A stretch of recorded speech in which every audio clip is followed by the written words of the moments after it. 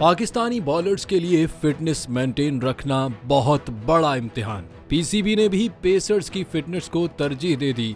Pakistani cricket board ने fast bowler Naseem Shah को दी 100 league खेलने से मना कर दिया। जराये के मुताबिक फास्ट बॉलर नसीम शाह को दी 100 के लिए एनओसी जारी न करने का फैसला किया गया है। तीनों फॉर्मेट के फास्ट बॉलर को एहतियाती तदाबीर के तौर पर एनओसी जारी नहीं हुआ। पीसीबी ने बॉलर को वर्कलोड मैनेजमेंट के तहत पेसर को लीग खेलने से मना किया है। नसीम शाह ने एनओसी के लिए दरखास्त दी थी, जिसके जायजे के बाद हतमी फैसला कर लिया गया है। पाकिस्तान क्रिकेट बोर्ड ने नसीम शाह को इंजरीज से महफूज रखने के लिए एनओसी की दरखास्त मुस्तरद कर दी है।